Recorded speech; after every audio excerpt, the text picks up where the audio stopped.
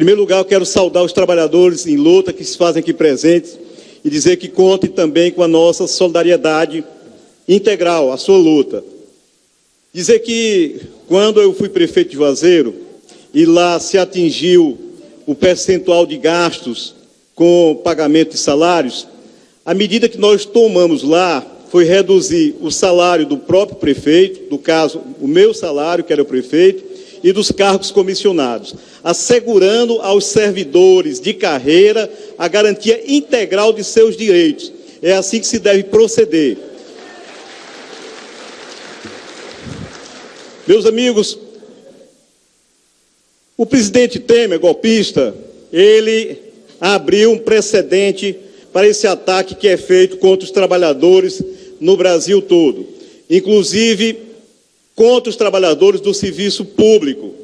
Recentemente, o Senado, na sua Comissão de Constituição e Justiça, aprovou as diretrizes para uma lei que quer finalizar, quer acabar com a estabilidade dos servidores públicos, a nível federal, estadual e municipal. Nós precisamos ficar atentos para isso, estar mobilizados e lutar contra mais esse ataque ao direito dos trabalhadores. Há alguns meses atrás, aprovou a toque de caixa uma série de mudanças na Constituição das leis trabalhistas, a consolidação das leis trabalhistas na CLT, que provocam enorme prejuízo a diversas categorias de trabalhadores. E essa lei, essas mudanças, elas passam a vigorar agora no dia 11 de novembro. A Central Única dos Trabalhadores está organizando uma campanha nacional pela anulação da reforma trabalhista. E aqui eu quero colocar a nossa voz e o nosso esforço, o nosso gabinete, a serviço da luta pela anulação dessa reforma trabalhista.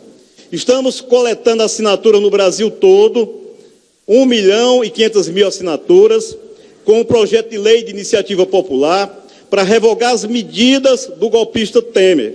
São medidas que atacam frontalmente os direitos dos trabalhadores e abrem esse precedente para que os prefeitos nas cidades do interior, eles passem também a tomar as mesmas medidas draconianas contra os trabalhadores que têm sido adotadas por Temer. Porque se depender dele, volta à escravidão.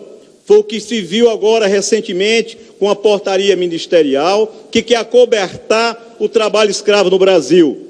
Medida essa que está sendo repudiada por todas as forças progressistas do nosso país e inclusive a nível internacional. E nós não podemos aqui aceitar esse retrocesso sem precedente nas conquistas dos trabalhadores.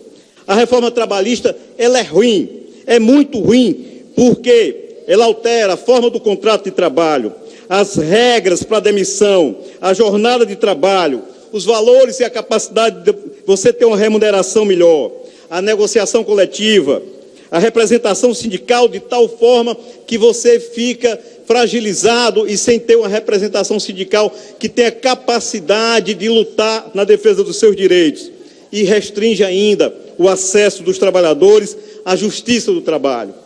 Então, por essa razão, nós precisamos fazer uma ampla mobilização, coletar esse 1.500.000 assinaturas e no dia 11, a previsão é que a gente vá no dia 11 a Brasília entregar, protocolar essa lei de iniciativa popular para poder fazer frente a esse golpe nos direitos dos trabalhadores que tem sido implantado no Brasil progressivamente por o governo golpista de Michel Temer. Esse governo não tem uma outra função a não ser retirar os direitos e as conquistas que obtemos ao longo de vários anos de luta. O próximo passo do governo, depois que ele sobreviver a essa nova denúncia de corrupção feita contra ele, será retirar o direito à aposentadoria dos trabalhadores. E eles dizem o seguinte: o mercado reage bem quando se fala na reforma trabalhista ou na reforma da Previdência. Toda vida que você escutar dizer que o mercado está reagindo bem, você vai saber que é porque ali estão sendo tomadas medidas que são contra os interesses dos trabalhadores. São medidas que certamente irão provocar redução dos ganhos dos trabalhadores e aumento dos lucros dos patrões, do capital rentista, daqueles que exploram os trabalhadores, daqueles que manipulam o poder político no nosso país. A nossa luta, ela é, portanto, contra essas medidas, mas fundamentalmente contra esse governo e pela construção de um novo governo que seja capaz de dar resposta concreta às demandas que são apresentadas pelos trabalhadores brasileiros. Esse governo, ele precisa ser construído a partir do diálogo com os setores organizados da sociedade que representam os trabalhadores, com a própria classe trabalhadora, e tem que nascer exatamente da luta dos trabalhadores, que nesse momento se dá na resistência contra essas medidas que já foram implantadas e das mais cruéis que ainda estão por vir. Nós precisamos estar mobilizados. Aqui está um exemplo disso. Os trabalhadores em greve, dizendo, como disse agora há pouco o deputado Renato Roseno, que a luta é que é capaz de mudar a vida. Sem a luta você não consegue consolidar as vitórias dos trabalhadores e reverter aquelas derrotas que nós sofremos. E as derrotas, elas fazem parte da nossa vida, mas elas podem ser passageiras dependendo da nossa capacidade de organização e de lutar. E o nosso mandato aqui quer fazer esse alerta a todos os trabalhadores, aqueles que perderam a crença na política, que acham que todo mundo é igual, que acham que não tem jeito dentro dos parâmetros da democracia, que é necessário uma outra posição mais radical, uma outra alternativa política diferente da que existe. Nós dizemos que não, esse é o caminho da mobilização e da luta. E nós sabemos exatamente para onde ir e como chegar ao nosso objetivo. Os trabalhadores têm o poder de fazer essa mudança, a partir da sua organização, a partir da construção de lideranças combativas e de representações firmes que expressem nos parlamentos efetivamente a sua vontade política e a sua necessidade social e econômica, e que transformem as leis do ponto de vista dos trabalhadores e não do ponto de vista do mercado, como quer fazer o governo Temer, como uma garantia para se manter no poder. Nós assistimos ontem um episódio deplorável. A legitimação da corrupção pelo Senado Nacional, completamente desmoralizado. E o mesmo vai fazer a Câmara dos Deputados. A Câmara dos Deputados, que em sua grande maioria é composta de deputados que foram eleitos à custa da compra de votos, financiados pelo grande capital e que estão lá para representar os interesses desses grandes empresários. E por isso votam na rotina da vida legislativa contra o interesse dos trabalhadores e a serviço daqueles que bancaram as suas eleições, aqueles que transformaram as eleições num grande comércio de compra e venda de votos, que corromperam a democracia por inteiro e que agora fazem com que as pessoas percam o respeito por essa mesma democracia, para justificar uma saída à direita, uma saída conservadora, uma saída do atraso, de ruptura da democracia. Eu vi um dia desse aqui, alguém falando que seria bom que voltasse à época da ditadura, à época dos militares. E eu fiquei pensando e refletindo sobre isso, que quem defende a volta da ditadura, defende o fim da democracia, o fim do voto direto, quer retirar um direito legítimo nosso de escolher nossos representantes. E aprendi, durante um tempo que tive um amigo das Forças Armadas, do Exército, que o Exército, e ele dizia o Exército, braço forte e mão amiga, ele tem um papel importante nessa democracia, de defender a democracia brasileira contra aqueles que querem destruí-la. E vi na história exemplo de... Para contribuir com Vossa Excelência, mais no final do vosso pronunciamento, deputado. Vi, doutora Silvana, na história exemplo de integrantes das Forças Armadas que lutaram em favor do povo, em favor da democracia, e da opressão capitalista.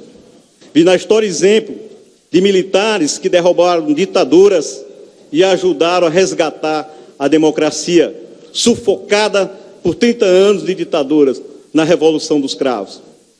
Então, esse papel histórico, ele precisa ser compreendido, ser entendido, e é necessário que a gente saiba que o Exército, ele não é um cão de guarda da burguesia, que na hora que os seus direitos, que a sua vontade não se impõe sobre o povo trabalhador, ele chama o Exército para defender os seus direitos. O Exército, ele pode estar, sim, a serviço do povo, a serviço da democracia, respeitando as diretrizes da nossa Constituição.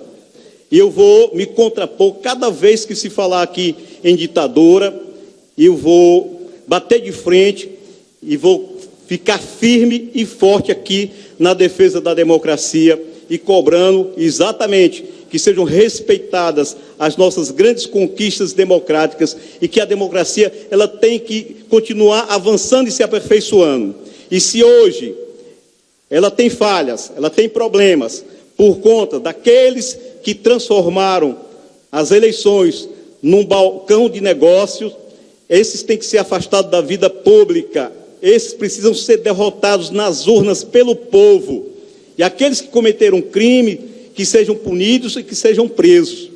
Mas nós não podemos abrir mão da defesa legítima e desse bem mais precioso que a nação tem, que a República tem, que é exatamente o direito democrático de escolher os nossos governantes e de mudar a lei dentro da ótica dos trabalhadores para que cada vez a gente possa avançar na construção de uma nação efetivamente mais justa e mais solidária. Projeto esse que é incompatível com o governo que está aí, que é fruto de um golpe. A intervenção, ela é ruim porque ela vai ferir de morte uma democracia.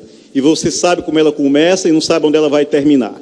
Pode terminar com as torturas, com a repressão, inclusive lembrando a época dos governos autoritários, onde os servidores públicos eram impedidos de fazer greve e tinham que sofrer calados. Então, a solução está na mobilização popular, nas grandes mobilizações de rua, na antecipação das eleições, o caminho correto para a solução democrática desses conflitos. É assim que se faz, com a nova Constituinte, novas leis, uma nova legislação, onde os deputados eleitos exclusivamente para construir novos paradigmas, novas mudanças de fatos e concretas, elas venham a ocorrer. Mas as mobilizações populares é que são os grandes caminhos que conseguem consolidar mudanças efetivamente democráticas. O autoritarismo, ele é sempre ruim, quer seja de direita, quer seja de esquerda. Outras pessoas no passado já se reivindicaram defensores de ditaduras de esquerda. E a coisa não terminou muito bem. Ela é sempre ruim. A democracia, por mais que a gente tenha críticas a fazer, ela sempre vai nos permitir renovar e fazer as mudanças necessárias a partir da construção de uma consciência coletiva que ela se adquire a partir da luta do povo na defesa das causas, das suas causas, e no debate muito profícuo, no debate mais profundo, que só permitido nas repúblicas verdadeiramente democráticas. O autoritarismo, ele tolhe o debate, ele impede o surgimento de novas ideias e ele, muitas vezes, termina conduzindo à opressão violenta, desumana e cruel, onde as pessoas não podem se expressar. Na luta, agora, contra a lei de Temer, que retirou direito dos trabalhadores, em favor da campanha da CUT, por uma lei de iniciativa popular, para fazer a reforma trabalhista do ponto de vista dos trabalhadores. Obrigado, presidente.